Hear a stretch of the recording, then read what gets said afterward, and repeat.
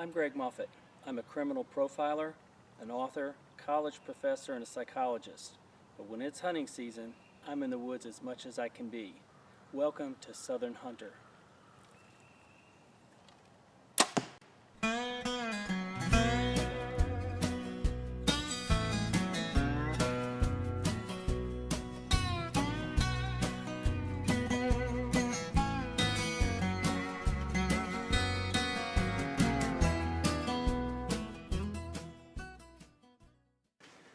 All of us hunters have similar dreams. We dream of going out west and shooting that 200-inch Iowa buck, or maybe that 80-inch spread elk out west, or grizzly bear maybe, or my personal dream, bighorn sheep.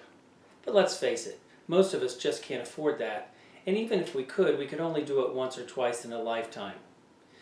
As a southern hunter, I hunt everything. I hunt bear, deer, turkey, hog, dove. I hunt everything that you can hunt in the South. And if I could, when bow season opens in September, I'd go in the woods and stay there until January 15th when the season closed. So 1 or 2 trips a year just isn't going to do it for me. I love hunting. So today we're going to talk about another dream almost all hunters have, and that's how to get your own property, your own piece of hunting land that's just for you. You don't have to worry about anybody else. You don't have to worry about anybody coming in and telling you what to do. It's your space. For years I fought the crowds on WMAs, wildlife management areas, or public land. I enjoyed that, and I've had many fun hours hunting on WMAs, but the fact is you got to get up really early, you got to get out to your spot, especially on a busy weekend, or you might get beat there by some other hunter who knows that area. You also have to deal with noisy campgrounds, trucks coming and going. And the fact is, people can walk through your area right in front of you when they don't even know you're there. And of course, there's always the risk of being shot on a WMA because of unethical or careless hunters. I've also been very fortunate for the last several years, maybe 10, 15 years, to hunt 240 acres right next to my home. The landowner has been great. He's let me hunt that land, and I'm the only one on it. And you might think, why would you go buy land when you have that land on your own? Well, there's several reasons. First of all, I'm going to continue hunting there. I can be in the stand in 15 minutes, and I can be out of the stand and home and in the shower in 15 minutes, and I love that. But the fact is, it's not my land. I can't cut trees down. I can't put in food plots without asking permission. I can't modify that land any way that I want to. I know if the homeowner, if I ask him, he would allow me to do some things, but I try to be a very careful hunter, and I don't want to leave a footprint at all. So other than a couple of stands in that property, you'd never know I was there. And there's a couple other reasons as well. The guy that owns that land is very kind, and he lets other people in our rural area walk through the property. Some people walk their dogs, sometimes people camp or fish down at the lakes that are on the back part of the property. And more than once, I've had people walk right through my hunting area, right in the heart of the best time of day and during the rut. That I can't stop, nor should I.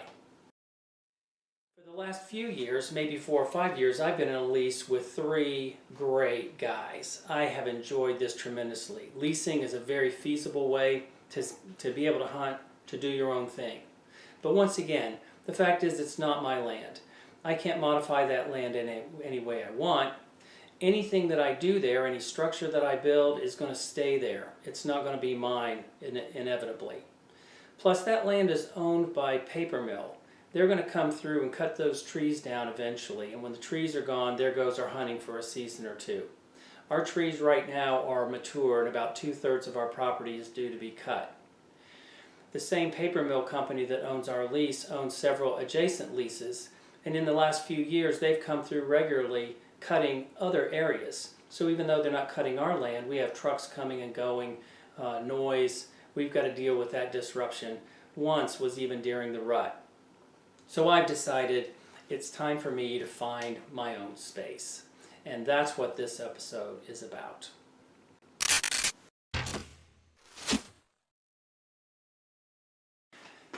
Here in Georgia, I hunt almost everything. I hunt hog and birds, deer, turkey. I hunt everything. We bear hunt a little bit in the north part of the state, south part of the state. Everything you hunt is weapons dependent. So as you're thinking about what kind of property you might want to find, you need to think about what you hunt with. As I told you about the lease next to me, I can only hunt with a bow. You will never find me in the woods without my PSE. I love this bow, and I'll bow hunt every day of the year if I could. When September comes along, bow season opens here in Georgia, I could go in the woods and stay there until season ends in January. But not everybody hunts with a bow. Most hunters, in fact, don't bow hunt. So there's some other things to consider. This is my second favorite, Marlin 3030. Open sights, love this gun. But I can't use this gun or any other firearm on the property right next to me. So you need to think about that. What kind of range are you hunting? What kind of grain ammo are you shooting? 30-30, 30-06, shotgun, think about that. When I turkey hunt, this is my turkey gun, and it's the only thing that I hunt with. So when I'm turkey hunting, I'm shooting this 870 turkey gun with turkey load, perfect weapon. You don't have a lot of range on this, 50-60 yards tops. I prefer to think about this shotgun like I think about a bow. I'm not taking a bow shot more than about 45 yards if I can get away from it. And here in Georgia, that's typically a pretty good chance. If you're a standard hunter, 30-06 is never going to break you down. You've got lots of range with this 30-06, and anything that I'm looking at, I want to be able to be sure that I can shoot 200 yards. So when I'm looking for property and I'm taking this gun out in the woods, I want to be able to shoot long range if I want to. Power lines, great opportunity. Big fields, great opportunity for long distance shooting. A lot of parts of the country, 200 yards is a short shot. But here in Georgia, 200 yards is a pretty long shot. I've shot deer year after year after year with my gun, and I think the longest thing I've ever shot is 125 yards. So think about your weapon, what you're going to be hunting, and where you're going to be hunting. You're going to be hunting short, closed-in spaces. Is that where you like to hunt, like with a bow? That's going to give you a lot of opportunities that you might not have in a big, wide-open property. Even though this is a hunting show, the job, the search for land, starts right here in the office. It's paperwork. I just renewed my lease for my hunting property just a few weeks ago, so I've got a whole nother year to find land, cultivate it, and get it ready to go for the hunting season. Hopefully by bow season, a year from now, I'll be ready to go. That will give me plenty of time to do what I need to do, to search, to not get into a rush. It'd be tempting just to look at your budget and decide how much land can I buy, but that would be a huge mistake. You don't want land just for the sake of it. You want land that meets all of your needs. What is it that you want? How far do you want to travel? What kind of conditions do you want? Do you want hills or streams, water, ponds, lakes? Do you want to be adjacent to certain things? Are there certain counties you want to be in? For example, my hunting lease is a trophy-only county. That means you have to shoot 8-point only in bucks. No buck calling allowed. But you can hunt over corn. In my home county, where my house is, I can hunt any size buck. I can shoot one any size buck, one 4-point on one side, but you can't hunt over corn. I'm looking at land in the middle, in between the two, where you can do a little bit of both. So you need to think about regulations when you're looking for your hunting properties. If you're like me, you'd love to have 1,000 acres, 10,000 acres. The more the better. But let's be honest, most of us aren't going to be able to do that. We are going to be constrained by budget. What are you willing to pay, and what are you willing to pay for? For me, I want land. I'm a minimalist hunter. I can sleep on the ground in my sleeping bag or sleep in a tent. I don't need roads, trails. I don't need a cabin, water, or electricity. I can take care of that myself. So what I want to do and how I'm going to invest my money is in raw, undeveloped hunting property. So what I did, I sat here at my computer and I made a list of things that I thought were imperative for me. I hunt everything that you can hunt in the South: bear, turkey, hog, and deer. I hunt dove, and I'd hunt other things if I had opportunity, alligator and other such things. But the fact is, I'm a turkey hunter and a deer hunter, and those two things are imperative for me. I would spend my entire hunting season just hunting deer if I had to just pick one thing. So the property that I look for, it has to be good prime deer country and good prime turkey country. And even though I love hunting hogs, I don't want any hogs on my property. They're destructive, they tear up your food plots, and they'll run off other critters. I'd prefer not to have coyotes too, but in the south, kind of hard to get away from that. Another thing on my list, hardwoods, especially white oak. Deer love that white oak. And if I don't have any oaks on my property, I'm going to have to build food plot after food plot. So I want some natural resources there. For me, I'm not a fisherman, so I'm okay if I have water on my property as long as it's just water. Any running water, a stream, a creek, a pond, all those are fine. Anything that's going to keep that deer on my property. Now, another thing to think about when you're looking at your property is what's going to be around you, and you have to think into the future what might be around you.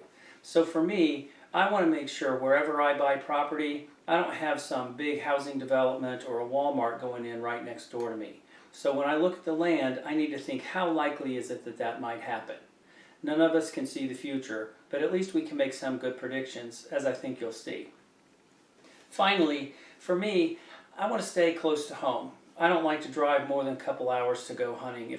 If I can, I want to come home, drop my work stuff, put on my boots, grab my bow, and head for the tree stand. So a hunting property that's somewhere between my house and one of my offices is ideal. I've set for myself a limit of 2 hours. If I can find something within that 2-hour radius, I'll be happy.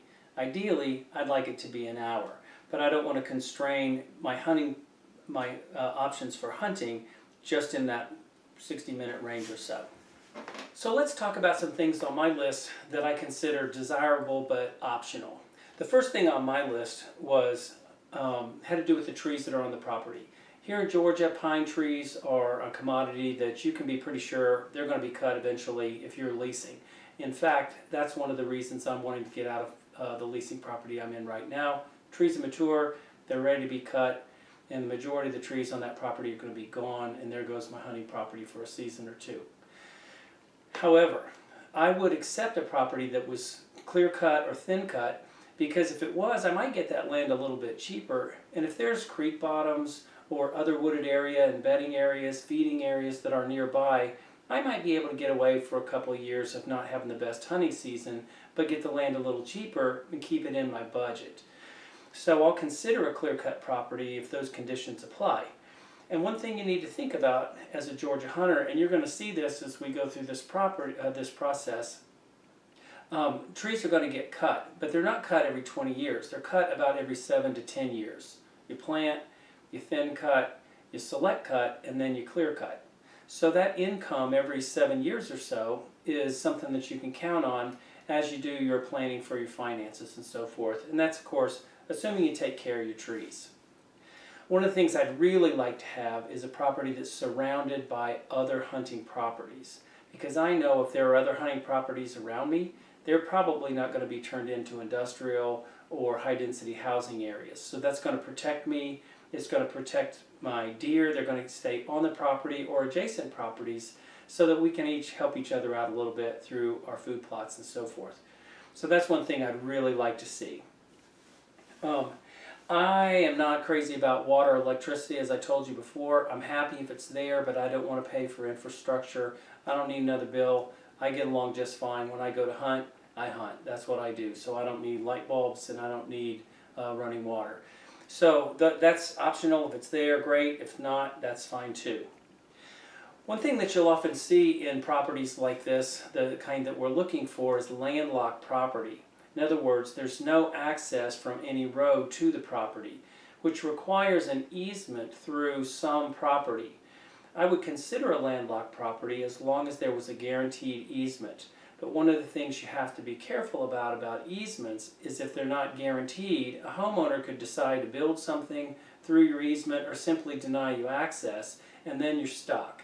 Or you might have an easement from another portion of the property that's a very undesirable easement that might require road building or even worse, bridge building. So I would consider easements as long as they were guaranteed and gave me access. I would be interested in buying more property than I really need if I could pay for some of that property, as we were talking about a minute ago, with timber. If I were buying property where I could cut trees right away, I'd be tempted to buy maybe 25 acres more than what I would be looking for otherwise. cut those 25 acres right away, I've got cash in my pocket that I can either pay down my loan or use for improvements on the property. So that's something that I'd be interested in only if I have that potential income. Again, like we talked about a while ago, I'm not just buying property for property's sake, but that property needs to serve me. Couple other things that I'd be interested in. I have offices in 3 different locations. One's about 45 minutes north of me, one's about 45 minutes to an hour southwest of me, and I'm sort of in the middle. So any place that's on the way to either one of those properties is really one of my ideals, but I'm not really stuck to that. If I can get to my property easily from the office, either one of them, or from my home in anywhere from 45 minutes to an hour, that's perfect for me. Floodplains are something to think about. Anytime you're dealing with hunting properties, recreational properties, you have to think about creek bottoms and so forth. Those are considered floodplains, which means you can't build on them. So if you ever wanted to sell that property and wanted to sell it for like high density housing or some such thing as that, you're going to lose some of your acreage. I don't mind floodplains. So if floodplains are okay as long as they're not wet all the time, but I don't want the majority of my property being in floodplain. One of the great assets of a floodplain is you get land a little bit cheaper, and if it's a small piece of a larger property, you're given some and taken some. So I'm okay with that.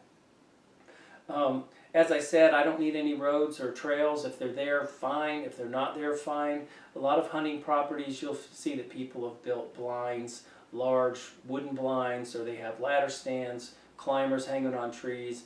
If they're there, great. If they're not there, that's fine too. I'm going to find my own hunting areas and I'm going to hang my own stands. So either way is fine with me. In the perfect scenario, and this is where I am, I want a property that's sited by large existed cultivating hunting camps. I would even be interested in a WMA if possible. One of the things with WMAs or wildlife management areas, public land, is you do get some traffic, you get some noise, but if it's a large enough piece of property, that WMA is managed by the state and they take pretty good care of it, and it's going to cut down some of the stuff you might get if it's private land beside you. Plus, they want deer on that property, so they're going to do some things to keep them there. So there you have it. Those are the things that are on my list.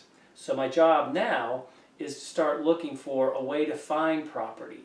We can look on the internet, we can go to the county courthouse, we can look up deeds, we can talk to friends. Sometimes people know of property that's available, but what I chose to do was to find a broker that specializes in hunting property.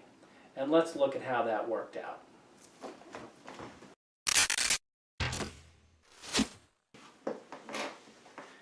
Before I contacted a broker, I wanted to get an idea of what hunting properties go for around the areas that I'm looking.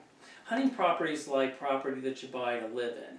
It varies tremendously. If you're buying in a rural area, in town, if you're buying in a subdivision, there's tremendous variability. So I did a little searching on the internet, and what I discovered is right now properties run anywhere from around $2,000 an acre on the low end to around $5,000 and up on the high end. It depends, of course, on what amenities that are included. And we'll look at some of that as we go along through these next few episodes. Now let me tell you this, something to think about if you're a young hunter. Start saving your money now.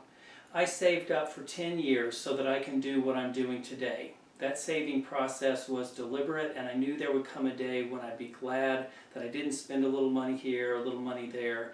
I held back so that I could do what I'm doing now. If you're a young hunter, save your money. By the time you're my age, you'll own your own hunting property. Now, a thing you need to think about that I didn't know when I started this property is financing for properties are very different for recreational properties than they are for your home. So for example, right now the interest rates are somewhere in the 3.5% to 4% range depending on 15 or 30 years for home loans. And that's kind of where I was thinking. But what I found out is on recreational properties, you can about double that. So right now the best rate I'm going to find is around 7%. So I need to think about that when I'm doing my budget. Another thing that needs to be thought about is you have to put about 20% down. 15 absolutely on the bottom end. So figure about 20% of the price of the property. That's what you're going to have in cash, and that's how you can plan your savings. So you've got to have about 20% down. You've got to look at about 7% as of right now, 2018, in terms of interest rate. And also, banks will not give you that 30-year loan to make those payments smaller and spread it out over time, as so many of us have come to know in our home loans. The most you're going to get is a 15-year interest rate. And there's one other thing to think about. A lot of banks do something called balloon notes, which means you have a smaller payment over a number of years, and then you have a big balloon payment due every 5 years or so. That's not something I want to do. I want a fixed payment, but it's not unusual for banks to do that. So that means if you have that balloon payment, you're going to have to plan in your monthly mortgage plus saving up those few extra dollars for that balloon note, so that at the end of 15 years, that property is yours. Now, one thing that you'll see as I go through the properties that my broker helped me with is don't be afraid to look at properties that are way outside of your price range on the front end of the search. Because remember, you may look at a property that you can't buy, but see something that you didn't think about that is important to you that you want in your own property. I'm 56 years old right now, and this is probably the last property I'll ever buy. So I want to make sure I buy exactly what I want. And looking at all kinds of properties, even if I'm not going to buy them, helps me weed out what I want, what I don't want, what I like, and what I don't like. But with that being said, here's a piece of advice that your father might give you. Don't be tempted to spend out of your price range. Remember, this is recreational properties. Even though we hunters take this process very seriously. And when September opens for me and bow season opens, I don't want to come out of the woods. My family's not going to starve.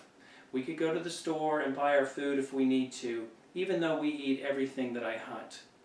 The last thing you want is to stress your family, stretch your finances so thin that you can't enjoy your property. You don't want to be sitting in a tree stand worrying about your spouse being mad at you, or your kids needing something that you can't afford, or your house needing a fix that you can't pay for. So keep that in mind, stay within your budget. And if what you want is not in your budget right now, do what I did. Spend a few more years on that WMA, private land, or lease until you can afford what you want.